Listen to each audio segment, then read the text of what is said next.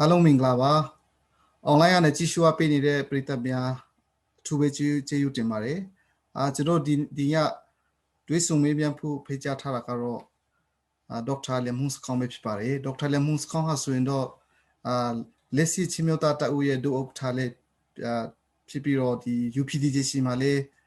ဒုဥက္ကဋ္ဌတာဝန်ထမ်းဆောင်နေပါတယ်ကျွန်တော်ဒီညမေးမြန်းဖို့ကျွန်တော်စီစဉ်ထားတာကတော့ဒီတပ်မတော်ကနေပြီးတော့အာဏာသိမ်းတဲ့အပေါ်မှာဒေါက်တာလျန်မှုန်းစခေါင်းရဲ့အမြင်ကိုကျွန်တော်မေးမြန်းတော့မှာဖြစ်ပါတယ်ဒေါက်တာလျန်မှုန်းစခေါင်းဘက်ကအခုလိုအချင်းပေးတဲ့အတွက်အထူးကျေးဇူးတင်ရှိကြောင်းကျွန်တော်ပထမဦးစွာပြောကြားလိုပါတယ်ဟုတ်ကဲ့ကျွန်တော်လည်းကျေးဇူးတင်တယ်လို့ပြောကြားချင်ပါတယ်ခုနမိတ်ဆက်ပေးတယ်လို့ကျွန်တော်ချင်းမျိုးသားတပ်ဦးရဲ့ဒုတိယဥက္ကဋ္ဌနဲ့ UPDJC မှာလည်းတာဝန်ထမ်းဆောင်နေပေမဲ့ဒီညတော့ကျွန်တော်အဖွဲ့အစည်းနာမည်နဲ့ကျွန်တော်ကူစားပြုတဲ့အဖွဲ့အစည်းတွေရဲ့နာမည်ကိုကူစားပြုပြီးတော့ပြောတာမဟုတ်ဘဲနဲ့မိမိတူထေးအမြင်ကိုလွတ်လွတ်လပ်လပ်တင်ပြတဲ့သဘောဖြစ်မယ်ဆိုတော့ပထမအဆုံးအနေနဲ့တင်ပြချင်ပါတယ်ဟုတ်ခုလိုချင်းပေးတဲ့တွေ့ကျေးဇူးတင်တယ်ကျွန်တော်နာမည်ကတော့ slide ဦးထမ်းဖြစ်ပါတယ်ဒီချင်းလန်ဖိုးရဲ့ရုပ်တံတာဝန်ခံဖြစ်ပါတယ်ပထမဆုံးကျွန်တော်မေးချင်တာကတော့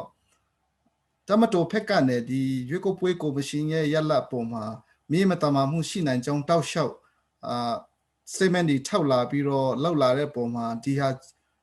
တမင်တကာသူတို့အာဏာသိမ်းခြင်းလို့လောက်ခဲ့တာလားဆိုပြီးတော့တန်တရားဝင်နေတဲ့လူတွေလည်းများကြီးရှိတာပေါ့နော်ဒီအပေါ်မှာဒေါက်တာလျန်မှုန်းစခေါင်းရဲ့အမြင်လေးကိုပြောပေးစေချင်တယ်ဟုတ်ကဲ့ဒီအမြင်ကတော့ကျွန်တော်တို့အစိုးရဖက်ကနေပြီးတော့ထုတ်ပြန်ကြေညာထားတဲ့ရွေးကောက်ပွဲကော်မရှင်ကထုတ်ပြန်ကြေညာထားတာနဲ့တပ်မတော်ရဲ့ထုတ်ပြန်ကြေညာထားတာကိုပဲကျွန်တော်တို့တွေ့နေရတော့သူတို့ဆွဆွေးတဲ့အထည်ကအကြောင်းအရာကိုထဲဝင်ကျွန်တော်တို့မသိတဲ့အတွက်ဘာကြောင့်ဖြစ်တယ်လဲ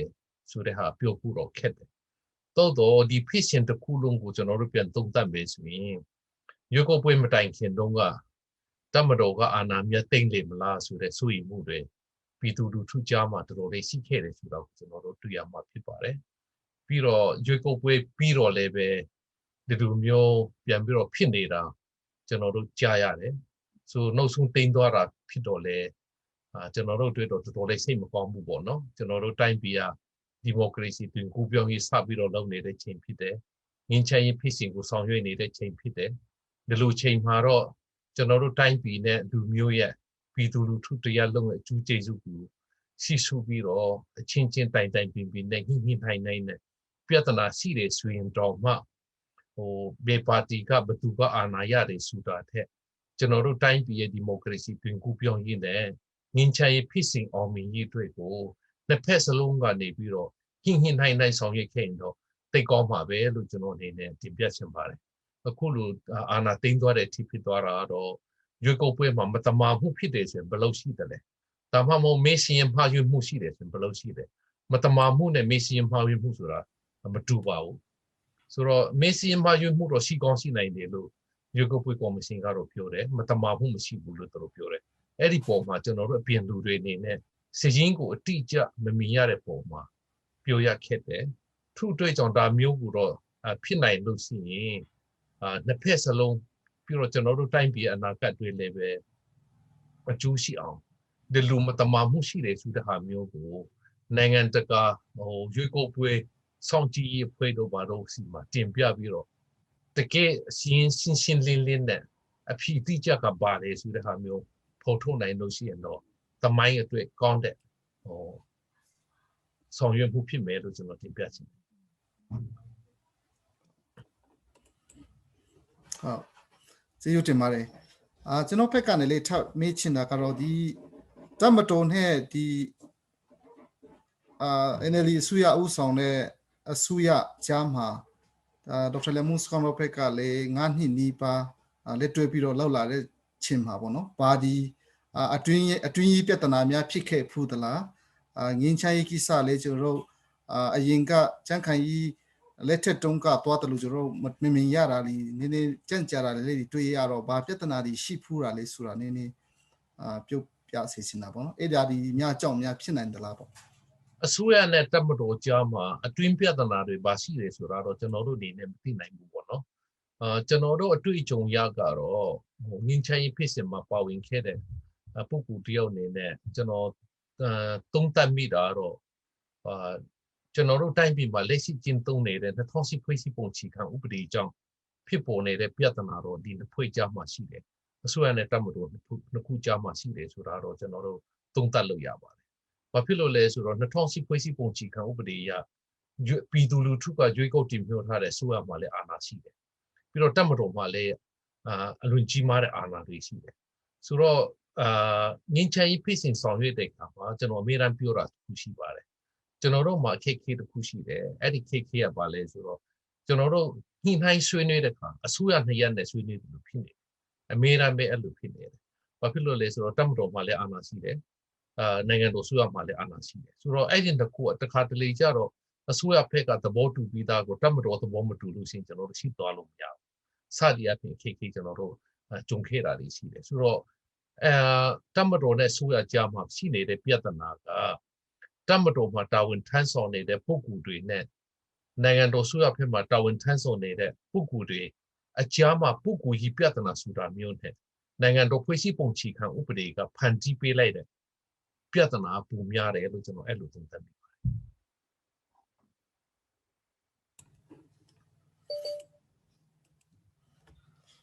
ဒီတပ်မတော်ဘက်ကလည်းဒီနှစ်ပေါင်း90နှစ်ပါအာဏာသိမ်းလာပြီးတော့ကျွန်တော်တို့ဥဆောင်လာခဲ့တာပေါ့နော်ဆိုတော့ဒီအာဏာသိမ်းသွားတဲ့ဥစ္စာတွေကတချို့တပ်မတော်ဘက်ကတော့အမေတိုင်းသူတို့ရဲ့တိုက်စီးပွားရေးကိစ္စပြီးရင်သူတို့ကတော့အမေတိုင်းပြောတာပေါ့နော်ဒီအမျိုးသားနိုင်ငံရေးလောက်တဲ့ဆိုပြီးတော့အမေတိုင်းပြောနေတာတွေရှိတော့တပ်မတော်ရဲ့ဒီအာဏာသိမ်းအမေတိုင်းသိအဲ့လိုမျိုးဖြစ်နေတဲ့ကိစ္စကရောနိုင်ငံတကာစစ်တပ်ကဥဆောင်တဲ့နိုင်ငံတကာအတွေ့အကြုံတွေရောဘယ်လိုများတကယ်တိုင်းကသူတို့စီးပွားရေးလားဒါမှမဟုတ်အမျိုးသားနိုင်ငံရေးကိုလုပ်နေတာလားဆိုတာပေါ့နော်ဘာကြောင့်ဒီအာဏာကိုသိမ်းလေဆိုတဲ့ကိစ္စလေးပြောပြစီခြင်းတယ်ဘာကြောင့်အာဏာသိမ်းတယ်လဲဆိုတော့သူတို့ရဲ့ထုတ်ပြန်ခြင်းငယ်ချက်တွေတော့ရှိတာပေါ့နော်သို့တော့ကျွန်တော်တို့တိုင်းပြည်မှာဖြစ်ဖူးတဲ့အတွေ့အကြုံကိုကျွန်တော်တို့ပြန်ကြည့်မယ်ဆိုရင်ကျွန်တော်တို့တိုင်းပြည်မှာအာဏာသိမ်းတာ1960နှစ်မှာလည်းရှိခဲ့တယ်1988မှာလည်းရှိခဲ့တယ်ခုလည်းရှိလာတယ်ပြီးတော့ကျွန်တော်တို့ရွေးကောက်ပွဲကျင်းပပြီးတော့မှအဲ့ဒီရွေးကောက်ပွဲရဲ့ရက်လက်ကိုလက်မခံဘဲနဲ့တပ်မတော်ကညှင်းပယ်တယ်ဆိုတာအခုနဲ့ဆိုရင်တော့နှစ်ခါရှိပြီပေါ့ပထမတစ်ခါတော့1990တုန်းကရွေးကောက်ပွဲကျင်းပတယ် NLD ပဲအပြတ်တက်နိုင်ခဲ့တယ်သို့တော့အာဏာထွေးပြောင်းဖို့ငင်းဆန်ခဲ့တယ်အခုလည်းပဲ NLD ပဲပြတ်တက်နိုင်တယ်အာဏာထွေးပြောင်းဖို့ငင်းဆန်တဲ့သဘောနဲ့ဘာပေါ်မလဲခုလိုအာဏာသိမ်းတာဖြစ်တယ်လို့ကျွန်တော်ကတော့အဲ့လိုပဲယူသားသားမြင်ပါတယ်ပွင့်ပွင့်လင်းလင်းအဲ့လိုပဲမြင်ပါတယ်ဆိုတော့အခုနမေးတဲ့မေးခွန်းနဲ့ပတ်သက်လို့အခုလက်ရှိအာဏာသိမ်းတဲ့အဖွဲ့ကနေပြီးတော့တနည်းအတွင်းရုပ်ကိုပြန်လုပ်ပေးမယ်ပြီးလို့ရှိရင်အာဏာထွေးပေးမယ်ဆိုတဲ့ဟာမျိုးပြောတာတော့ရှိတယ်သို့တော့ကျွန်တော်တို့အနေနဲ့1990အတွေ့အကြုံနဲ့ခုလက်ရှိအတွေ့အကြုံကိုကြည့်မယ်ဆိုရင်ဒါယုံရမလားဆိုတဲ့မေးခွန်းကတော့အကြီးကြီးပဲရှိပါတယ်အကေလို့သာကျွန်တော်တို့သူတို့နိုင်ရှိခြင်းတဲ့အဖွဲ့နိုင်တယ်ဆိုရင်1990ကာလတုန်းကလည်းအာဏာထွေးမှာပဲအခုလည်းပဲသူတို့နိုင်ရှိခြင်းတဲ့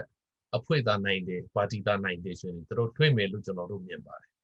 ဆိုတော့နောက်တစ်နှစ်ကြာပြီးမှအာဏာထွေးမယ်ဆိုတဲ့ဟာလည်းတပ်မတော်ကနေပြီးတော့နိုင်ရှိခြင်းတဲ့ပါတီကနိုင်မလားမနိုင်ဘူးလားဆိုတဲ့ပုံမှာအများကြီးမူတည်လိမ့်မယ်လို့ကျွန်တော်အဲ့လိုပဲသုံးသပ်ပါတယ်ဒါသမိုင်းကြောင်းကိုကြည့်ခံပြီးတော့ကျွန်တော်သုံးသပ်တာဖြစ်တယ်နောက်ပြီးတော့တပ်မတော်အနေနဲ့ခုလိုအာဏာသိမ်းတဲ့ဟာအမျိုးသားနိုင်ငံကြီးကိုဆောင်ရွက်တာလားသူတို့ရဲ့ပုဂ္ဂလိကစီးပွားရေးကိုကာကွယ်တာလားဆိုတာတော့သူတို့ရဲ့ပုဂ္ဂလိကစီးပွားရေးကဏ္ဍပိုင်းတော့ကျွန်တော်မသိဘူးမသိတဲ့အတွက်ဒါကျွန်တော် comment ပေးဖို့ခက်တယ်သို့တော့အမျိုးသားရေးနိုင်ငံကြီးကိုဥဆောင်ပြီးတော့လုပ်တယ်ဆိုရင်2010ဖွဲ့စည်းပုံချီခံဥပဒေမှာလည်းပါထားတာရှိတယ်ဆိုတော့အကေလို့သာသူတို့အနေနဲ့အမျိုးသားနိုင်ငံကြီးကိုလောက်တယ်တိုင်းပြည်ကိုတိုးတက်စေခြင်းတယ်ငြိမ်းချမ်းစေခြင်းတယ်လွတ်လပ်စေခြင်းတယ်လွတ်လပ်မှုဒီမိုကရေစီတည်ပွင့်တွေရှင်သန်စေခြင်းတယ်ဆိုရင်ဒီလိုအာဏာသိမ်းမယ်လို့ကျွန်တော်မထင်ဘူးအကေလို့သာအမျိုးသားနိုင်ငံကြီးကိုဆောင်ရွက်တယ်တိုင်းပြည်တိုးတက်ရေးနှစ်ပေါင်း90ကြာပြီဖြစ်တဲ့ပြည်တွင်းငြိမ်းချမ်းရေးပြီးတော့ဘာခေါ်မလဲပြည်သူလူထုလွတ်လပ်စွာတွေးခေါ်ညှို့မြင်နိုင်ရေး ဒီမိုကရေစီခွင့်ရေးရှင်သန်ရေးဖက်ဒရယ်စနစ်ဖွံ့ဖြိုးရေးဒါတွေကိုဆောင်ရွက်မယ်ဆိုရင်တော့အာဏာမသိမ်းဘဲနဲ့သူတို့ရဲ့အမျိုးသားနိုင်ငံကြီးကိုဆောင်ရွက်နိုင်တဲ့နည်းလမ်းများစွာရှိပါတယ်ထို့အတွက်ကြောင့်အမျိုးသားနိုင်ငံကြီးကိုဆောင်ရွက်ရင်တော့အာဏာသိမ်းဖို့မတင့်တော်ဘူးလို့ကျွန်တော်အဲ့လိုပဲသုံးသပ်ပါတယ်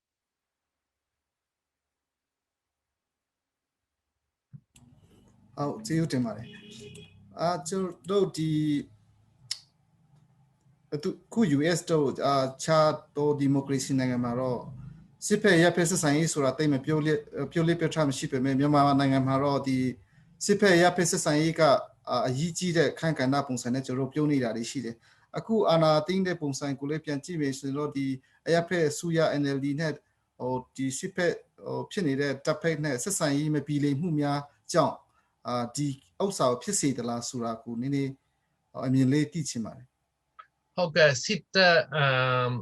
အယက်သားအစိုးရနဲ့စစ်တပ်ဆက်ဆံရေးပေါ့နော်အင်္ဂလိပ်လို civil military relations ပေါ့အဲ့ဒီဟာဘာပေါ်မလဲဆိုတော့ဒီမိုကရေစီရှင်သန်ပြီးသားတူတက်ပြီးသားရင့်ကျက်ပြီးသားတိုင်းပြည်မှာတော့ဒါပြဿနာမဟုတ်ဘူးဘာဖြစ်လို့လဲဆိုတော့ဒီမိုကရေစီရဲ့အခြေခံမူထဲမှာအရေးကြီးဆုံးအခြေခံမူတစ်ခုကပါလဲဆိုတော့လုံခြုံရေးတပ်ဖွဲ့အလုံးဒီအယက်သားစုရလက်အောက်မှာထားရှိရမယ်ဆိုတဲ့အခြေခံမူဖြစ်ပါတယ်အဲ့ဒီဒီမိုကရေစီကျင့်စဉ်အဲ့ဒီဒီမိုကရေစီခြေခံမူတိုင်းဆောင်ရွက်တာဖြစ်တဲ့အတွက်စစ်တပ်ဟာအယက်သားစုရရဲ့လက်အောက်မှာပဲထားပါတယ်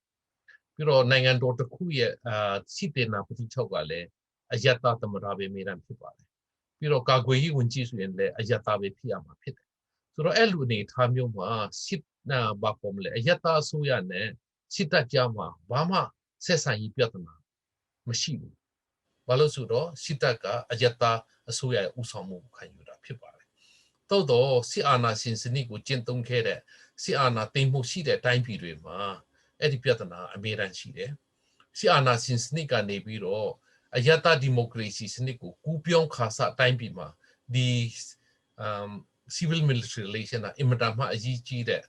ဘာခေါ်မလဲ concept တစ်ခုဖြစ်တတ်ပါတယ်။ကိစ္စတစ်ခုဖြစ်တတ်ပါတယ်။ဘာဖြစ်လို့လဲဆိုတော့တိုင်းပြည်တစ်ခုမှာစစ်တပ်ကအကြာကြီးအုပ်ချုပ်လာတယ်ကျွန်တော်တို့တိုင်းပြည်လို့ပေါ့ဆိုတော့စစ်တပ်ကအဲ့ဒီအုပ်ချုပ်ရေးအတွေ့အကြုံကနေပြီးတော့အယက်တပ်ကိုပြောင်းလဲဖို့ဆိုတဲ့နေရာမှာနှစ်ဖက်စလုံးကနေပြီးတော့အချင်းချင်းယုံကြည်မှုရှိဖို့လိုတယ်အချင်းချင်းကြားမှာဆက်ဆံရေးကောင်းမွန်အောင်ဆောင်ရွက်ဖို့လိုတယ်ထို့အတွက်ကြောင့်စစ်အာဏာရှင်စနစ်ကနေပြီးတော့ဒီမိုကရေစီစနစ်ကိုသူကူပြောင်းတဲ့တိုင်းပြည်မှာအဲ့ဒီ civil military relation လို့ခေါ်တဲ့အယက်တပ်ဆိုရနဲ့တမတော်ကြားမှာဆက်ဆံရေးအင်မတန်မှအရေးကြီးတယ်လို့ကျွန်တော်အဲ့လိုပဲထင်ပါတယ်အခုကဒီတမတော်ဖက်က2008ဖွဲ့စည်းပုံချီခံအောက်ကနေအာဏာသိမ်းနေပေါ့နော်ပြီးရင်အခုသူတို့ကလည်းပြောတာကတော့2008ဖွဲ့စည်းပုံချီခံဥပဒေနဲ့ပဲရွေးကောက်ပွဲပြန်လုပ်မယ်ဆိုတာဒီပြောနေတာဒီရှိတယ်NLD ကတော့လုံးဝလည်းမခံကြုံသူတို့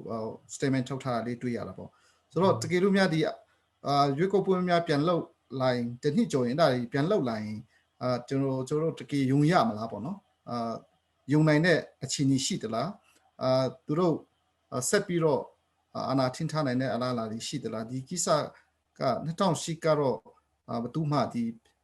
သူကပြင်းပြဖြစ်မယ်ဆိုတာမျိုးမဟုတ်ဘဲနဲ့ဒီတိုင်းပဲဆက်သွားမယ်ဆိုတဲ့ဟာဒီပြောထားတဲ့အတွက်ပေါ့နော်2008ကိုချိန်ခံပြီးတော့တဖွဲ့ကအာဏာသိမ်းတဲ့တဖွဲ့ကအစိုးရဘာပေါ်မလဲအတိဖွဲ့ဖို့ဆောင်ရွက်နေတာပေါ့နော်အဲ့ဒီအတွက်ကြောင့်ကိုအာဏာသိမ်းတဲ့ကိစ္စနိုင်ငံတော်ဖွဲ့စည်းပုံချိန်ခံဥပဒေအကြောင်းအရအငင်းခုန်လုပ်နေတဲ့ပြဿနာမဟုတ်ပဲနဲ့ဘာပေါ်မလဲအာဏာကြောင့်အာဏာသိမ်းတယ်ဆိုတဲ့သဘောများတက်ရောက်သလားဆိုတော့ကျွန်တော်အဲ့လိုပဲသုံးသပ်ပါတယ်2008ဖွဲ့စည်းပုံချိန်ခံဥပဒေကိုတစ်ဖက်စလုံးကကင်တာဖြစ်တယ်ဒါပေမဲ့ကျွန်တော်တို့အနေနဲ့တရားဥပဒေစိုးမိုးရေးစုတောင်းကနေပြီးတော့သုံးသပ်မယ်ဆိုလို့ရှိရင်ဘာကောမလဲဆိုတော့မီဒီဥပဒေမဆိုလက်ရှိကျင့်သုံးနေတယ်ဆိုရင်ကျွန်တော်တို့လုံးဝမကြိုက်တဲ့ဥပဒေပဲဖြစ်ပါစေဘာကောမလဲအတိုင်းအတာတစ်ခုထိတော့ကျွန်တော်တို့အနေနဲ့လက်ခံဖို့လိုတယ်အဲ့ဒီအတိုင်းမပြောင်းမချင်းကတော့ဒီအတိုင်းကျွန်တော်တို့ဆောင်ရွက်ဖို့လိုတယ်ဆိုတာတော့ကျွန်တော်အနေနဲ့the rule of law စုတောင်းကနေကျွန်တော်အဲ့လိုသုံးသပ်မိပါတယ်ဒါပေမဲ့ကျွန်တော်အနေနဲ့လက်မခံတာဥပဒေတစ်ခုကိုမကြိုက်လို့ရှိရင်ဖျက်ပြရမယ်ဆိုတဲ့ဟာ pan kan de chingam hum ho bu lu jono tung ta pare upade ko machai lo si malai na lo si upade ko chulun lo si edi upade ko malai de lu chulun de lu ko phi pe ya ma phit pare upade ko phet tin ta the upade ko chu phot de lu ko jono phi pe phu we lu ap ta phit pare so ro jono do ne ne jono do machai de upade ta khu po la tai malai na chin de upade ta khu po la tai khana khana di tai pi ye upade ko phet si me so lo si yin jono do ma ba khom le အရှင်လာဖြစ်သွားပါတယ်အခုကျွန်တော်တို့တိုင်းပြည်ကနှစ်ပေါင်း90ပဲရှိသေးတယ်နှစ်ပေါင်း90ဆိုတာနိုင်ငံတစ်ခုအတိုင်းအတာနဲ့ဆိုရင်90နဲ့နှစ်လုံးပေါ့နော်ဒီလိုပဲရှိသေးတယ်ဆိုတော့အဲ့ဒီနှစ်ပေါင်း90ကျော်ကျော်လေးတက်တန်းရှိတဲ့တိုင်းပြည်တစ်ခုမှာအခုဆိုရင်ဥပဒေ3ခုနိုင်ငံတော်ဖွဲ့စည်းပုံချီခံဥပဒေ3ခုပေါ်လာပြီအဲ့ဒါဘာဖြစ်လို့ဒီလိုပေါ်လာတယ်လဲဒါနိုင်ငံကြီးပြဿနာကိုနိုင်ငံကြီးနည်းနဲ့တွေးဆုံဆွေးနွေးဖြေမရှာဘဲနဲ့အကြမ်းတဲ့ လက်နဲ့အင်အားကိုတုံးပြောပြီးတော့ဟိုဘာခေါ်မလဲနိုင်ငံတော်အာဏာကိုတိမ့်ပိုက်တဲ့အရှင်လာတွေရှိလာလို့ပဲဖြစ်တယ်လို့ကျွန်တော်အဲ့လိုပဲမြင်ပါတယ်။မန်စင်စစ်က1960နှစ်တုန်းကဟိုဘာခေါ်မလဲ1940ခုနှစ်ဖွဲ့စည်းပုံချီခံဥပဒေကိုအဲ့လိုဖျက်သိမ်းဖို့မလိုပါဘူး။ကျွန်တော်တို့တိုင်းရင်းသားတွေတောင်ကြီးညီလာခံကတောင်းဆိုခဲ့တာပြင်ဆင်ဖို့ပါပဲ။အဲ့ဒီပုံမှာကျွန်တော်တို့လူချင်းတာတွေပြင်မယ်ရှိပြီးသားကိုကျွန်တော်တို့ဒီတိုင်းထားမယ်ဆိုလို့ရှိရင်ဘာခေါ်မလဲဆိုတော့ နိုင်ငံတော်ဖွဲ့စည်းပုံချီခံဥပဒေဆိုတာခဏခဏပြင်လေကြားလေတက်တန်းစီလေကောင်းလေပါပဲအမေရိကဖွဲ့စည်းပုံချီခံဥပဒေဆိုရင်လည်းဘလို့ပြင်တာများပဲလေ India Constitution ဆိုလည်းဘလို့ပြင်တာများပဲလေဆိုတော့ပုံမှန်တစ်ခုတလေပြင်ဖို့အတွက်တစ်ခါတည်းဖျက်ပစ်လိုက်တယ်ဆိုတဲ့အရှင်လာ1960နှစ်ကတည်းကနေကျွန်တော်တို့တိုင်းပြည်မှာအမြင့်တွေလာတော့94ဖွဲ့စည်းပုံကိုလည်းကျွန်တော်တို့14နှစ်ပဲခံနေပြန်ဖျက်လိုက်တယ်အခုလည်းပဲဘာခေါ်မလဲဟိုတလောက တချို့ပုဂ္ဂိုလ်တွေပြောနေတာကြားတာပေါ့နော်အဲ့ဒီဖွဲ့စည်းပုံချီခံဥပဒေကိုမကြိုက်ဘူးဆိုရင်ဖျက်ပစ်လိုက်ပါဆိုတဲ့ဟာမျိုးကတော့အဲ့ဒီစဉ်းစားမှုမျိုးကတော့တိုင်းပြည်တစ်ခုအတွက်အင်မတန်မှအန္တရာယ်ကြီးတယ်အဲ့ဒါလို့ဖျက်ပစ်လိုက်မယ်ဆိုတဲ့ဥပဒေတစ်ခုကိုမကြိုက်လို့ရှင်ဖျက်ပစ်လိုက်မယ်ဆိုတဲ့အယူအဆမျိုးကနိုင်ငံတော်မှာစစ်တပ်ကအာဏာခဏခဏသိမ်းတယ်ဆိုတဲ့အနေအထားမျိုးကိုလည်းထပ်ပြီးတော့ဖန်တီးတတ်ပါတယ်အဲ့လိုဖန်တီးဖို့လည်းလမ်းကြောင်းဖွင့်ပေးတယ် အဲ့လိုအတွေးခေါ်မျိုးကတော့ကျွန်တော်တို့အနေနဲ့လက်မခံသင့်ဘူးပြင်ဆင်သင့်တယ်လို့ကျွန်တော်ပြောချင်တယ်ဟုတ်ဒီတမတော်ဖက်ကတချို့ပြောတဲ့ဟာရှိတယ်ဒီတမတော်ဖက်ကတော့သူတို့ဟိုလူချင်းတဲ့ပါတီအနိုင်မရမချင်းမဟုတ်ရင်သူတို့ရဲ့ဟိုကြိုက်တဲ့ပုံစံနဲ့မတော်မချင်းကတော့ဒီတိုင်းဆက်သွားဖို့အလားအလာရှိတယ်ဆိုတာဒီပြောတဲ့ဟာရှိနေတော့ဒါတော့တကယ်ဖြစ်နိုင်မလားတမတော်လူချင်းတဲ့အတိုင်း ဟိုတကယ်ဖြစ်လာနိုင်မလားပေါ့နော်ပြီးလူထုဖက်ကလည်းNLD ကိုတခဏထောက်ခံပြီးတော့မေးပေးလာတဲ့လူတွေဆိုတော့ဟိုကျွန်တော်ရဲ့မြန်မာနိုင်ငံဒီငင်းချိုင်းရောနိုင်ငံရေးအခြေအနေရောဟိုရှေ့အလားလာမှာဟိုဘာဒီဖြစ်သွားနိုင်လဲဆိုတာပေါ့နော်ကျွန်တော်အနေနဲ့ကတော့ဘာခေါ်မလဲဆိုတော့တမတော်ရဲ့အလူကိုလိုက်မယ်ဆိုတာထက်တိုင်းပြည်မှာရှိတဲ့ပြည်သူလူထုတရားလုံးရဲ့ အလူအင်ဆန္ဒကိုလိုက်မယ်ဆိုတဲ့အတွေးခေါ်ကပို့ပြီးတော့မှန်ကန်တယ်လို့ကျွန်တော်မြင်ပါတယ်ပြည်သူလူထုတရားရုံးလုံးရဲ့လူအင်ဆန္ဒကိုလိုက်လို့မယ်ပြီးတော့ဒီတိုင်းပြည်မှာတိုင်းရင်းသားလူမျိုးပေါင်းစုံရုံးနှုံးနေထိုင်တဲ့တိုင်းပြည်ဖြစ်တဲ့အတွက်တိုင်းရင်းသားလူမျိုးအားလုံးရဲ့လူအင်ဆန္ဒကိုကျွန်တော်တို့လိုက်လို့မယ်ဆိုတဲ့ဟာမျိုးကိုကျွန်တော်တို့ဆောင်ရွက်တာတိုင်းပြည်ငင်းချမ်းရေးအတွက်တိုင်းပြည်ကြီးရှိဒီတိုင်းခိုင်မေးရေးအတွက်ပို့ပြီးတော့မှန်ကန်တယ်လို့မြင်ပါတယ်တမတော်ကနိုင်ငံတော်မှာ တာဝန်ထမ်းဆောင်နေတဲ့ဝန်ထမ်းအင်အားစုတစုပဲဖြစ်ပါတယ်။တမတော်မကြိုက်လို့အာဏာသိမ်းမယ်။ဒါမှမဟုတ်ကျောင်းဆရာတွေမကြိုက်လို့ဆန္ဒပြမယ်။ဒါမှမဟုတ်အစိုးရကိုဖျက်သိမ်းမယ်။စသည်အဖြစ်ကျွန်တော်တို့ကဝန်ထမ်းအင်အားစုတစုရဲ့လူအင်ဆန္ဒကိုဒါကျွန်တော်တို့အမြဲတမ်းလိုက်လို့မယ်ဆိုရင်ဒီတိုင်းပြည်ကြီးကမငင်းချမ်းနိုင်ဘူး။မတည်ငြိမ်နိုင်ဘူး။မငင်းချမ်းမှုမတည်ငြိမ်မှုဆိုရင်ဒီတိုင်းပြည်ကမတူးတက်နိုင်ဘူးမဖွံ့ဖြိုးနိုင်ဘူး။တိုင်းသူပြည်သားတွေနစ်နာမယ်။ ဆိုတော့ကျွန်တော်တို့နိုင်ငံသားအားလုံးတတိုင်းပြည်လုံးငင်းချမ်းသာယာကြီးကိုကျွန်တော်တို့ဆောင်ရွက်ချင်တယ်ဆိုရင်ပြည်သူလူထုတရားလုံးရဲ့လူအင်ဆန္ဒကပါတယ်ပြည်သူလူထုကဘာလူချင်တာလဲသူတို့အနာဂတ်တွေဘာမျိုးလင့်တာလဲတိုင်းရင်းသားလူမျိုးအားလုံးရဲ့လူအင်ဆန္ဒကပါလဲအဲ့ဒါကိုပဲကျွန်တော်တို့ဖြစ်ဆွပြီးတော့ဆောင်ရွက်တင်တယ်လို့ကျွန်တော်မြင်ပါတယ်ဟိုတမတော်ဆူတဲ့ဝန်ထမ်းအင်အားစုတစ်ခုကိုပဲကျွန်တော်တို့လိုက်ပြီးတော့ဆောင်ရွက်မယ်ဆိုရင်ကျွန်တော်တို့တိုင်းပြည်နစ်နာတာကြာပြီဒါပွင့်ပွင့်လင်းလင်းပြောပြရစေ1960နှစ်တုန်းကကျွန်တော်တို့တိုင်းပြည်ကအရှိတောင်အေးရှားမှာ တူတော့ဖြင်းဖြုံးမှုအကောင်းဆုံးအလားအလာအကောင်းဆုံးတိုင်းပြည်ဖြစ်ခဲ့တယ်ဒါမဲ့ဆီအတက်ကအာဏာသိမ်းလိုက်လို့ဆီအာဏာရှင်စနစ်အုပ်မှာကျွန်တော်တို့ဒီပေါင်းများစွာနေလိုက်လို့ဆီအာဏာရှင်စနစ်နဲ့အတူပြည်တွင်းစစ်ကလည်းပြဿနာထပ်ပြီးတော့ရှိလာလို့အဲ့လိုဆီအာဏာရှင်စနစ်နဲ့ပြည်တွင်းစစ်အပြန်လှန်အဲ့လိုဖြစ်နေတဲ့ပုံမှာကျွန်တော်တို့တိုင်းပြည်နေလာတာကြာလို့နေပြီထို့အတွက်ကြောင့်ကျွန်တော်တို့အနေနဲ့ဒီမိုကရေစီနိုင်ငံတို့ကိုထူထောင်တင်တယ်ပြည်တွင်းငင်းချမ်းကိုပြီးဝဆောင်ရွက်တင်တယ်လို့ပဲကျွန်တော်မြင်ပါတယ်အဲ့လိုဆောင်ရွက်နိုင်ဖို့အတွက်ဆိုလို့ရှိရင်ကျွန်တော်တို့ပြည်သူလူထုရဲ့ဆန္ဒတိုင်းရင်းသားလူမျိုးပေါင်းစုံရဲ့ဆန္ဒကိုပဲအကောင့်ထေပေါ်ဆောင်ရွက်တင်တယ်လို့ကျွန်တော်အဲ့လိုမြင်ပါတယ်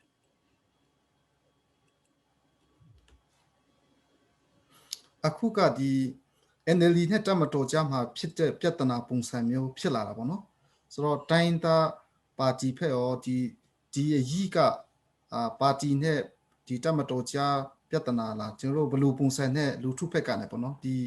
ီပြဿနာကိုရှုမြင်ပြီးတော့ကန်တွေတင်လေလို့ထင်တယ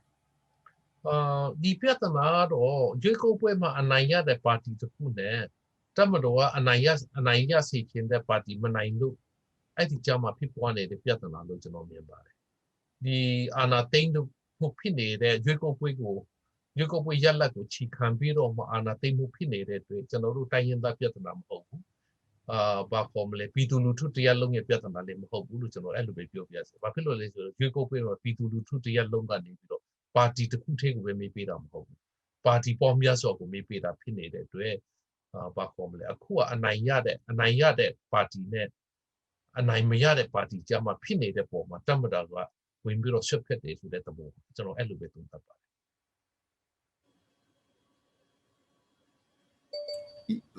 NCA ပေါ့နော်ခု NCA လက်မှတ်ထိုးတဲ့တိုင်းသားလက်နက်ကိုင်အဖွဲ့အလုံးရဲ့ statement ထဲမှာကျွန်တော်မြင်တွေ့ရတာကတော့ဒီတက်မတော်ရဲ့အာဏာသိမ်းမှုကတော့ကန့်ကွက်ပြီးတော့ကန့်ကွက်နေတာတွေ့ရပေမဲ့လေ NCA လိုင်းကြောင်းမှာတော့အတူတူသွားမယ်ဆိုပြီးတော့ပြောတယ်တက်မတော်ကလည်း NCA လိုင်းကြောင်းကိုပဲသွားမယ်ဆိုပြီးတော့ပြောတယ်ပေါ့နော်ဒီဟာကဒီအာဏာသိမ်းခုအာဏာသိမ်းနဲ့ဒီ NCA လိုင်းကြောင်းမှာသွားလို့ရမလားဒီအစိုးရဒီနိုင်ငံရေးပါတီဖက်မှာပါရင်းနဲ့ဒါသွားလို့ရမလားဆိုတာလေးကျွန်တော်တို့အနေနဲ့ကတခုဒီတိုင်းပြည်ငင်းချမ်းရေးနှစ်ပေါင်း90ကျော်ပြီဖြစ်တဲ့ပြည်တွင်းစစ်ကိုချုပ်ငိမ့်စေပြီးတော့ဒီမိုကရေစီနဲ့ဖက်ဒရယ်စနစ်ကိုချီခံတဲ့ပြည်ထောင်စုထူထောင်နိုင်ဖို့အတွက်ဒီငင်းချမ်းရေးဖြစ်စဉ်ကြီးကိုဆောင်ရွက်နေတာဖြစ်တယ်နိုင်ငံရေးဆွေးနွေးပွဲအစဉ်စဉ်ကိုကျွန်တော်တို့ဆောင်ရွက်နေတာဖြစ်တယ်ဆိုတော့ဒီငင်းချမ်းရေးဖြစ်စဉ်ကြီးကိုဆောင်ရွက်ဖို့အတွက်ကျွန်တော်တို့အစပြုလှုပ်ဆောင်ချက်ကပါလဲဆိုတော့ NCA စာချုပ်ကိုလည်းမှတ်ရေးထိုးခြင်းဖြစ်တယ်ဆိုတော့အဲ့ဒီ NCA စာချုပ်ရဲ့စူလူချက်ကပါလဲဆိုတော့ဒီတိုင်းပြည်ရဲ့နိုင်ငံရေးပြဿနာကိုနိုင်ငံရေးနည်းနဲ့ဖြေရှင်းဖို့အတွက်နိုင်ငံရေးဆွေးနွေးပွဲကျင်းပရမယ်အဲ့လိုကျင်းပနိုင်ဖို့အတွက်တနိုင်ငံလုံးပြစ်ခတ်တိုက်ခိုက်မှုသဘောတူစာချုပ်ကိုချုပ်ဆိုရမယ်ဆိုတာပဲဖြစ်ပါတယ်ထို့အတွက်ကြောင့် NCA စာချုပ်ဆိုတာနိုင်ငံရေးပြဿနာကိုနိုင်ငံရေးနည်းနဲ့ဖြေရှင်းခြင်းတဲ့အစုအဖွဲ့အလုံးကလက်ခံတဲ့စာချုပ်ဖြစ်ပါတယ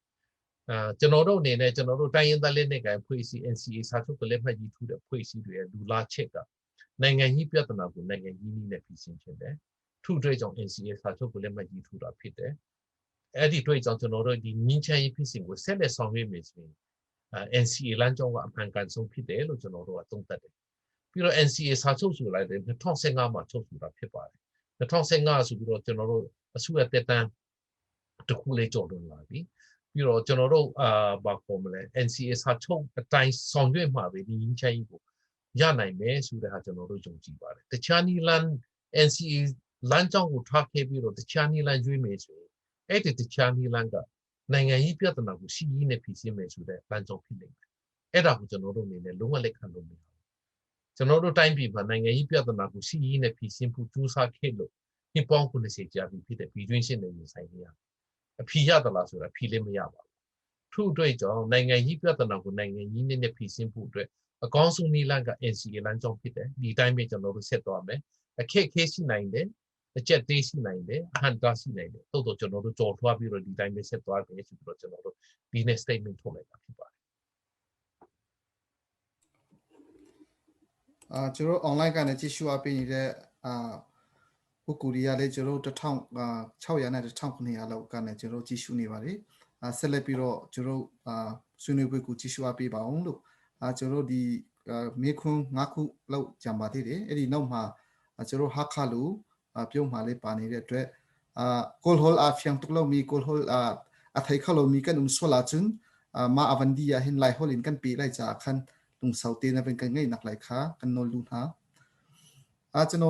นอกจากคู่มีชินากรอคู่ NCA ไลน์จองอาจารย์มีตัวมีสุเรพิโอเรกิสามาบาสินซาลุยาเลสุนโนดีหากาใจตาด้วยคุณยีเลพินัยเนบดีพื้นที่ปุ่งชิคันถ้าต้องชิกูเพียดเต็งปีโรอติโปลาในเนบเนาะดี NCA ไลน์จองอาจารย์ไอ้เราเลยดีเลยพินัยในสุบิโรพิโอนี่เรื่องดีชินี่เรื่องด้วยที่อาณาติงได้ชิมมาไอ้ดาเลดีส่งยื่นในเนี่ยอาลาลาดีโอชีตละส่งยื่นลู่ยาได้ชิมนี่โอชีตละบ่เนาะကျွန်တော်တို့ NCA လမ်းကြောင်းတိုင်းဆောင်ရွက်နေတဲ့ရင်းချမ်းရေးဖြစ်စဉ်မှာနိုင်ငံတော်ဖွဲ့စည်းပုံအခြေခံဥပဒေအတိအကျရမယ်စီပီတောက်ကိုပေးဖြတ်ရမယ်ဆိုတော့မပါပါဘူး။သို့တော့ကျွန်တော်တို့ NCA စာချုပ်အပိုက်22ခါကြီးမှာဒီပြည်ထောင်စုသဘောတူစာချုပ်နိုင်ငံရေးဆွေးနွေးပွဲရလဒ်ဖြစ်တဲ့ပြည်ထောင်စုသဘောတူစာချုပ်ကိုအခြေခံပြီးတော့တဲ့ဒီတိုင်းပြည်မှာရှိတဲ့ဥပဒေအလုံးနိုင်ငံတော်ဖွဲ့စည်းပုံအခြေခံဥပဒေပါဥပဒေအလုံးကိုပြင်ဆင်ခြင်းဖြည့်ဆွတ်ခြင်းပေးဖြတ်ခြင်းလုပ်ရမယ်ဆိုတာပါပါတယ်ဆိုတော့အဲ့ဒီကျွန်တော်တို့အနေနဲ့အခုနိုင်ငံရေးဆွေးနွေးပွဲဆင့်ဆင့်မှာကျွန်တော်တို့ဆောင်ရွက်နေတာဒီမိုကရေစီနဲ့ဖက်ဒရယ်စနစ်ကိုအခြေခံတော့ပြည်ထောင်စုကိုထောင်ရမယ်ဆိုတာကျွန်တော်တို့သဘောတူပြီးသားဖြစ်တယ်ပြည်ထောင်စုသဘောတူစာချုပ်အစိတ်ပိုင်းတင်မှလေးပါပြီးသားဖြစ်တယ်ထို့အတွက်ကြောင့်ဒီမိုကရေစီနဲ့ဖက်ဒရယ်စနစ်တို့ကိုအခြေခံတော့ပြည်ထောင်စုတည်ဆောက်ရေးအတွက်မရှိမဖြစ်လိုအပ်တဲ့ဒီမိုကရေစီအခြေခံမူများနဲ့ဖက်ဒရယ်အခြေခံမူများကိုပေါ်ထုတ်ဖို့ကျွန်တော်တို့နိုင်ငံရေးဆွေးနွေးပွဲတွေကျင်းပနေတာဖြစ်ပါတယ်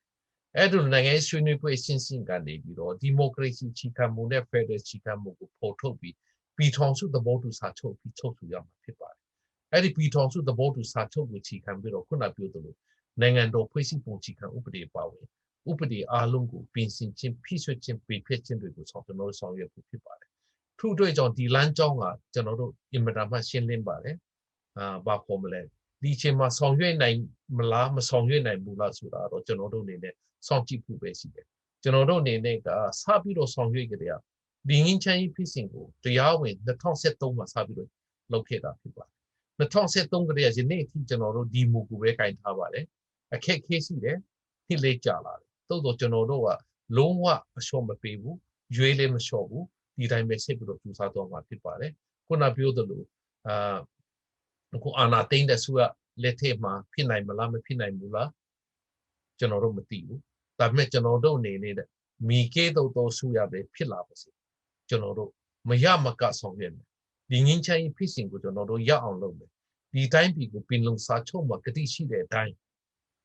ဒီမိုကရေစီနဲ့ဖက်ဒရယ်စနစ်တို့ကိုအခြေခံတော့ပြည်ထောင်စုဖြစ်နေပြန်တည်ဆောက်မယ်ဆိုတာဒါတော့ကျွန်တော်တို့တန်တိတ်ထန်ချထားတယ်တန်တိတ်ထန်ဖြစ်ပါတယ်အဲ့ဒီတန်တိတ်ထန်တိုင်းပဲကျွန်တော်တို့ဆောင်ရွက်မှာဖြစ်ပါတယ်တမတော်ရဲ့အာဏာသိမ်းမှုပုံမှာဒီ UN ကရောနိုင်ငံတကာရောယူရိုပရောအမေရိကန်statement ဒီထောက်ပြီးတော့ကန့်ကွက်နေတယ်နီလိုင်းဆုံ pressure ပေးမယ်ဆိုပြီးတော့လေပြောတာတွေ့ရတာပေါ့ဒီပုံမှာဘယ်လိုမြင်တယ်လဲပေါ့နော်ဘာဒီဖြစ်သွားနိုင်တယ်ဆိုတဲ့ဟာပေါ့ဒီဟာလေးသုံးသပ်စီခြင်းတယ်ဘာဒီဖြစ်သွားနိုင်တယ်လဲဆိုတဲ့ဟာတော့ကျွန်တော်အနေနဲ့ပြောရဖို့ခက်တာပေါ့နော်တိုးကျွန်တော်တို့တိုင်းပြည်မှာခုလိုစစ်အာဏာသိမ်းမှုတွေခဏဖြစ်ပြီးတော့နိုင်ငံတကာရဲ့ပိခတ်ဝေဖန်မှုတွေခဏခံနေရတာကျွန်တော်တို့တိုင်းပြည်တွေမကောင်းပါဘူးကျွန်တော်ပြည်သူလူထုတွေလည်းမကောင်းပါဘူးထို့အတွက်ကြောင့်အခုကျွန်တော်တို့အာဏာသိမ်းတာလည်းတရက်နှစ်ရက်ပဲရှိနေသေးတော့ကျွန်တော်တို့ဖြစ်စေချင်တာတော့ဘာခေါ်မလဲကျွန်တော်တို့ industry ပြဿနာ industry မှာဖြစ်နေနိုင်တဲ့နီလန်ထပ်ပြီးတော့ရှာစေချင်တယ်တမတော်ခေါင်းဆောင်များနဲ့NLD ခေါင်းဆောင်များထပ်ပြီးတော့တွေးဆုံပြီးတော့မှနီလန်ရှာတင်တယ်လို့ကျွန်တော်မြင်တယ်မထောင်းသေးပါဘူးအစိုးရ cabinet တွေကြီးညာတယ်ပြီးတော့ဘာလို့မြန်ကန်တော့မယ်ဆိုတဲ့ဟာတွေလုပ်ပေမဲ့ဒါအချိန်ရှိပါသေးတယ်ဆိုတော့အမြန်ဆုံးဖြည့်ရှင်းနိုင်တဲ့နီလန်ကိုရှာဖွေတင်တယ်လို့ကျွန်တော်မြင်ပါတယ်ကျွန်တော်တို့အနေနဲ့ဒီတိုင်းပြည်မှာကျွန်တော်တို့တိုင်းပြည်ကလည်းစစ်အာဏာရှင်စနစ်အုပ်မှာဒီပေါ်မြတ်ဆွနေတယ်ပြည်တွင်းစစ်တမ်းကိုလည်းဒီပေါ်မြတ်ဆွခံခဲ့တဲ့တိုင်းပြည်ဖြစ်တော့တူးတက်တင်တော့မတူးတက်ခဲ့ဘူးစင်ရနွန်ပါနေတယ်ကျွန်တော်တို့ချင်းပြည်ဆိုဘယ်လိုစင်ရတယ်လဲဘယ်လိုခင်းလောက်ကြတယ်ဆိုတော့အားလုံးသိတာပဲဖြစ်ပါတယ်ထို့အတွက်ကြောင့်ဒီလူအနေထားမျိုးမှာကျွန်တော်တို့အနေနဲ့က ဒီလိုနိုင်ငံတကာရဲ့ဖိအားပေးမှုတို့စီးပွားရေးဆင်ဆန်တို့နော်စီးပွားရေးပိတ်ဆို့မှုတို့ဘာတို့ခဏခံနေရတာတဲ့ဆိုရင်နိုင်ငံတကာနဲ့ချစ်ကြည်ရင်းနှီးစွာပေါင်းတင်ပြီးတော့ကျွန်တော်တို့တိုင်းပြည်တိုးတက်အောင်ကျွန်တော်တို့ဆောင်ရွက်တင်တယ်အဲ့လိုဆောင်ရွက်နိုင်ဖို့နည်းလမ်းကိုပဲရှောက်ပြီးတင်တယ်လို့ကျွန်တော်အဲ့လိုမြင်ပါတယ်အဲ့ဒီတွေ့ကြောင့်ကျွန်တော်အချိန်မနှောင်းသေးဘူးတမတော်အရာရှိတွေကိုလည်းမေတ္တာရပ်ခံခြင်းတယ်ဟို NLD ခေါင်းဆောင်တွေကိုလည်းမေတ္တာရပ်ခံခြင်းတယ်နှစ်ဖက်ညှိနှိုင်းပြီးတော့ဒီပြဿနာကိုပြီးလည်အောင်ဆောင်ရွက်ကြပါလို့ကျွန်တော်အဲ့လိုပဲတိုက်တွန်းချင်ပါတယ်နိုင်ငံတကာရဲ့ပုတ်ခတ်ဝေဖန်မှုကိုကျွန်တော်တို့ဆောင်ရွက်နိုင်တဲ့နည်းလမ်းရှိပါတယ်လို့တို့ NLD ဆိုရနဲ့ NLD ခေါင်းဆောင်များနဲ့တမတော်ခေါင်းဆောင်များကိုကျွန်တော်ဒီလိုပဲမေတ္တာရပ်ခံချင်ပါတယ်အခုတော့ထပ်မေးချင်တဲ့ဒီတူတော်လေးပေါ့နော်ဒီကျွန်တော်ရဲ့မြန်မာနိုင်ငံရဲ့နိုင်ငံရေးကိုပြန်သုံးသပ်မယ်ဆိုရင်တော့တရုတ်နဲ့အိန္ဒိယနဲ့ US အပြန်မှုဒီအမေတိုင်းဝင်ပါနေသလားလို့ဒါလေးဒီကမြန်မာနိုင်ငံရဲ့ဒီတမတော်နဲ့တရုတ်ပူးပေါင်းပြီးတော့ဒါလေးဒီဖြစ်သွား political play များဖြစ်သလားပေါ့နော်ဒီဟာလေးကလူထုတွေရောဘာဒီနားလေတည်နေဆိုတာဟာပေါ့နော်ဟိုကျွန်တော်တို့တိုင်းပြည်ရဲ့ဟိုပထဝီအနေထားကဘာခေါ်မလဲနိုင်ငံတကာမျက်စိကျတယ်ဟိုဘာခေါ်မလဲကစားကွင်းဖြစ်အောင်ဖန်တီးခြင်းတဲ့အနေထားကိုကဖြစ်နေဘာဖြစ်လို့လဲဆိုတော့ကျွန်တော်တို့ကအိန္ဒိယသမုဒ္ဒရာနဲ့ Pacific သမုဒ္ဒရာဆုံရှိတဲ့နေရာလုံးမှာရှိတယ်နံပါတ်1ပြီးတော့အိန္ဒိယနဲ့တရုတ်ကြားမှာရှိတယ်တောင်အာရှနဲ့အရှေ့အာရှကြားမှာကျွန်တော်တို့ရှိတယ်ဆိုတော့အဲ့ဒီအထဲမှာဘာခေါ်မလဲဆိုတော့အိန္ဒိယနဲ့တရုတ်အပြိုင်မှုလေးရှိတယ်ပြီးတော့အမေရိကနဲ့တရုတ်အပြိုင်မှုလေးရှိတယ်ဘာလို့ဆိုတော့အိန္ဒိယ Ocean ကိုထိနိုင်တဲ့နိုင်ငံကအနာဂတ်ကို super power ဖြစ်နေထိနိုင်မယ်ဆိုတော့အားလုံးသိတာပဲဖြစ်ပါတယ်ဆိုတော့ Indian Ocean အိန္ဒိယသမုဒ္ဒရာကြီးကိုထိဖို့တွေ့ဆိုလို့မြန်မာနိုင်ငံမှာအင်မတန်မှအကြီးကြီးတဲ့တိုင်းပြည်ဖြစ်ပါတယ်ဆိုတော့အဲ့လိုအနေထားမျိုးမှာဟိုနိုင်ငံတော်များများကကျွန်တော်တို့တိုင်းပြည်ရဲ့ပြည်တွင်းရေးကိစ္စကျွန်တော်တို့တိုင်းပြည်ရဲ့အနေထားကိုစိတ်ဝင်စားကြတာတော့မှန်ပါတယ်ပြီးတော့အထူးသဖြင့်တရုတ်အနေထားကိုကြည့်မယ်ဆိုရင်တရုတ်ကလည်းခုချိန်မှာကမ္ဘာရဲ့တကယ့်ထိပ်ပြီးစူပါပါဝါဖြစ်ဖို့ကြိုးစားနေတဲ့အချိန်ဖြစ်ပါတယ်ဆိုတော့အဲ့ဒီမှာကမ္ဘာထိပ်ပြီးနိုင်ငံစူပါပါဝါဖြစ်ဖို့တွေ့ဆိုလို့ရှိရင်အဓိကလိုအပ်ချက်ကစွမ်းအင်ဖြစ်ပါတယ်လောင်စာဆီဖြစ်ပါတယ်ဆိုတော့အဲ့ဒီစွမ်းအင်နဲ့လောင်စာဆီတရုတ်ရဲ့လိုအပ်ချက်ကဘယ်ကနေလာလဲဆိုတော့အလုံးသိတဲ့အတိုင်းစီလေးပိုင်းကလာအဲ့ဒီစီလေးပိုင်းကလာတဲ့ဂျီနန်တို့ဘာတို့ကိုတင်ပေါ်နဲ့တည်တာဖြစ်တယ်ဆိုတော့အဲ့လိုတည်တဲ့ခါကျတော့သူတို့ဘယ်ကိုဖြတ်လဲဆိုတော့မလကာကြီးလက်ကျကိုဖြတ်ပြီးတော့တည်တာဖြစ်တယ်မလကာကြီးလက်ကျဘယ်သူကထိန်းချုပ်တာလဲအမေရိကထိန်းချုပ်မှုရှိတယ်ဆိုတော့ဒါကိုသူတို့ကြော်ထွားဖို့တွေ့ဆိုလို့ရှိရင်ကျွန်တော်မြန်မာနိုင်ငံကတရုတ်အတွက်အင်မတန်မှအကြီးကြီးတဲ့တိုင်းပြည်ဖြစ်လာဘာဖြစ်လို့လဲချစ်တွေရည်နဲ့ကန်းတဲ့ကျုပ်ဖြူရည်နဲ့ကန်းဒဝေရည်နဲ့ကန်းတွေကထိကိုဂျီနန်ကိုတည်လာပြီးတော့အဲ့ဒါကနေကုန်းချောင်းနဲ့ဂျီနန်ပိုက်လိုင်းတွေနဲ့တည်မယ်ဆိုရင်သူတို့အမေရိကကိုကြော်ထွားနိုင်တဲ့နီလန်အကောင်းဆုံးသောနီလန်တစ်ခုထိမှပါဝင်ပါတယ်ဆိုတော့ဒါတွေသူတို့အနေနဲ့စဉ်းစားမှာဖြစ်ပါတယ်အဲ့ဒါကိုတရုတ်ကလည်းမရမကရယူချင်တယ်လို့အမေရိကဖက်ကလည်းဒါကိုတနည်းမဟုတ်တနည်းထိန်းချုပ်ခြင်းတဲ့ဟာမျိုးရှိကောင်းရှိနိုင်ပါတယ်ဆိုတော့အဲ့ဒီကြားထဲမှာကျွန်တော်တို့ရှိနေတဲ့အတွက်ကျွန်တော်တို့နိုင်ငံတကာရဲ့ခြေလှမ်းမှုသူများတိုင်းပြည်ရဲ့ခြေလှမ်းမှုအုပ်တော်မှာကျွန်တော်တို့မနေချင်ဘူးဆိုလို့ရှိရင်ကျွန်တော်တို့တိုင်းပြည်ပြည်သားတွေညီညွတ်ဖို့လိုတယ်စီလုံးဖို့လိုတယ်အမျှော်မြင်ကြည့်ဖို့လိုတယ်ဒီလိုအမျှော်မြင်ကြီးနဲ့ကျွန်တော်တို့လုပ်မယ်ဆိုရင်တစ်ဖက်နဲ့တစ်ဖက်ပူးပေါင်းဆောင်ရွက်ဖို့လိုတယ်အထူးသဖြင့်တပ်မတော်နဲ့အယတဆုရပူးပေါင်းဆောင်ရွက်ဖို့လိုတယ်ဒီလိုသာကျွန်တော်တို့ပူးပေါင်းဆောင်ရွက်နိုင်ပြီဆိုရင်အမေရိကခြေလှမ်းလုပ်လိုက်ရမှာမဟုတ်ဘူးတရုတ်ကခြေလှမ်းလုပ်လိုက်ရမှာမဟုတ်ဘူးအိန္ဒိယဝင်ဆွတ်ဖြစ်လုပ်လိုက်ရမှာမဟုတ်ဘူးအဲ့ဒါလိုဝင်ဆွတ်ဖြစ်ခြင်းတဲ့လူတော့ဝင်ဆွတ်ဖြစ်လို့မရအောင်ထိမ့်သိမ့်နိုင်တဲ့အကောင်းဆုံးသောနည်းလမ်းကစောစောကပြောတဲ့အရက်ဖက်နဲ့စစ်ဖက်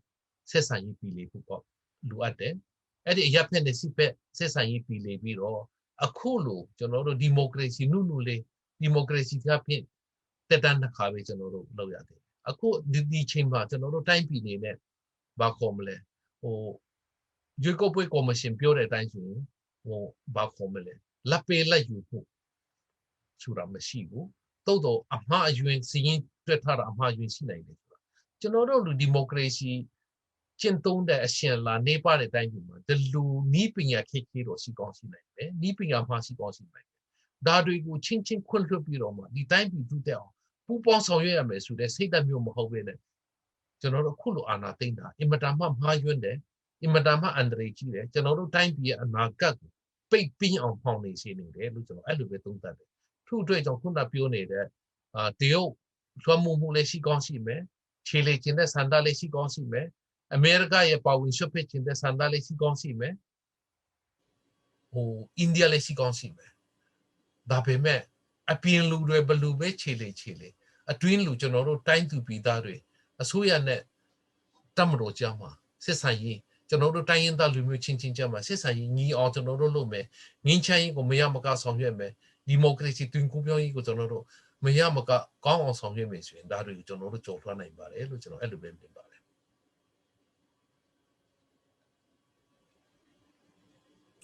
အခုကဒီတမတော်ဖက်ကနေဒီ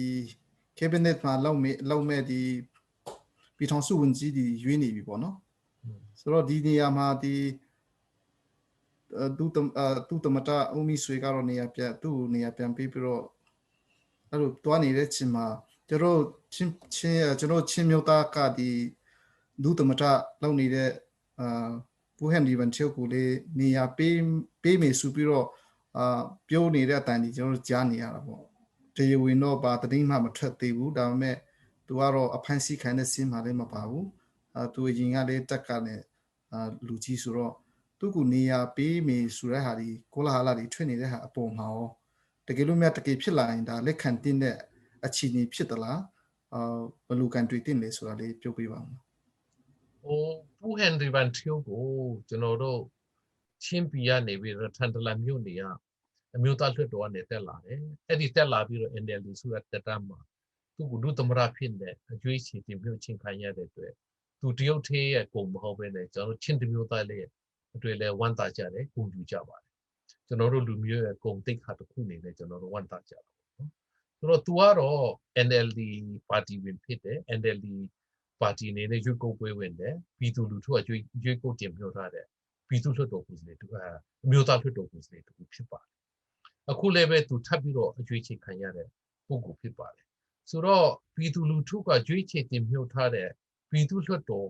တဦးအနေနဲ့လူသမဒအနေနဲ့တော်လကောင်းဝန်ကြီးအနေနဲ့တော်လကောင်းတမတော်